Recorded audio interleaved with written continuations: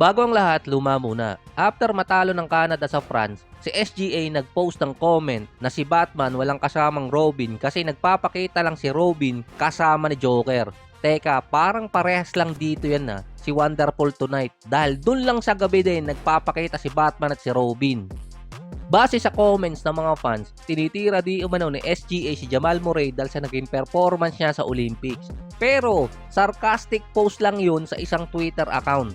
Si Jamal Murray may average sa Olympics na 6 points, 3 rebounds, 1 assist, 41% sa field at 14% sa 3-point area. Kung sa Pinas, merong sinasabi yung mga fans or comment na pang PBA lang na hindi pang FIBA, paano kaya itong si Jamal Murray? Pang NBA lang? Grabe pa kasi siya pag playoffs lalo na sa mga importanteng games. Last playoffs nga lang, meron siyang nasa 20 points, 4 rebounds, 5 assists, 40% sa field at nasa 32% mula sa 3-point area. Mataas pa rin yung average na yon pero pinakamababa kay Murray sa kanyang career sa playoffs. Yung nangyari sa Olympics ay naging adjustment yon mula sa kanilang coach. Bilang second unit player si Jamal Murray. Mismong galing sa kanyang nag-adjust pa siya noon sa bago niyang role. Aminado din siyang nag-struggle talaga. Dahil sa performance niya sa Olympics, mukhang magkakaproblema sa contract extension si Jamal Murray. May natitira na lang sa kanyang isang taon. Eligible na siyang pumirma ng 4 years na $208 million. Hindi pa siya nabibigyan ng Supermax na 5 taon dahil hindi naman siya nakasama sa All-NBA team selection. Ang Nuggets din, ang team na posible magkaroon ng 3 players na merong 40 hanggang $60 million na kontrata sa mga players. So normal naman yun sa ganitong mga teams na meron ng mga players or 3 players ang may kontrata na mahigit $50 million. Pero yung Nuggets, 2 sa 3 nilang players ay hindi naging All-Star, hindi naging All-NBA team selected player, hindi rin naging All-NBA defensive player. Pwedeng intayin ni Jamal Murray yung next year. Kaso kapag na-injure siya, delikado pa na hindi makapirma. Isa pang reason kasi doon, sasabayan din niya si MPJ kung next year pa siya pipirma. Siya kasi yung pangatlong player. Hindi talaga yung performance ni Jamal Murray yung problema ng Nuggets, kundi yung magiging kontrata sa susunod ni MPJ. Kaya nga siya nilalagay sa trade rumors. Dati pa, hanggang ngayon din naman, para makatipid yung Denver. Dahil ang next contract ni MPJ mas malaki sa makukuha ni Jamal Murray dahil 10% increase ng mga kontrata ng player kada taon. Tulad na lang nito, ang last year ang contract ni Jamal Murray ay $36 million. Ang kay MPJ naman, $40 million. Nasa 2 taon pa lang siya ngayon. Si Jamal Murray naman may until October 22, ito yung kalimitan deadline para makapirma na pwede naman siyang pumirma after nun. Yun nga lang, hindi max contract at mag-iintay siya until next off-season ulit.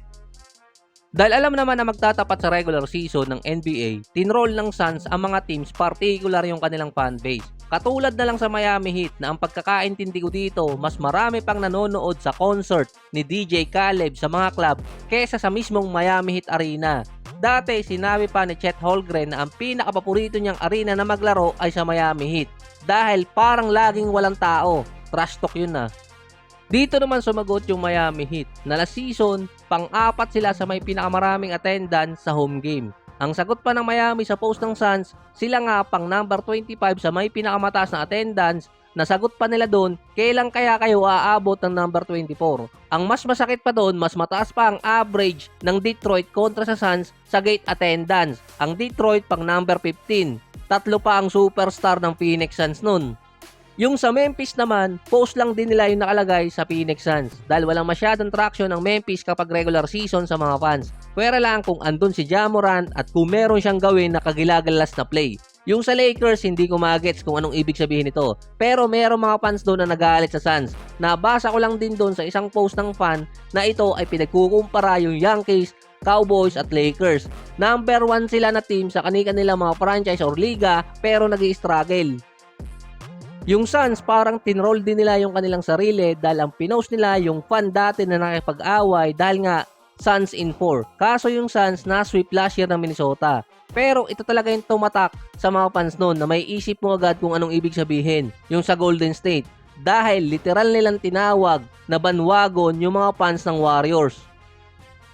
Halos katulad kasi yung sa Miami ang patama ng Suns sa Golden State dahil unti-unting nawawala di umano yung mga bandwagon ng Warriors. Ng 2022 season, ang Golden State pang number 11 sa gate attendance base sa average. Ng 2023, bumagsak sila sa number 14 sa may pinakamarami at last season, bumagsak ulit sila sa number 17.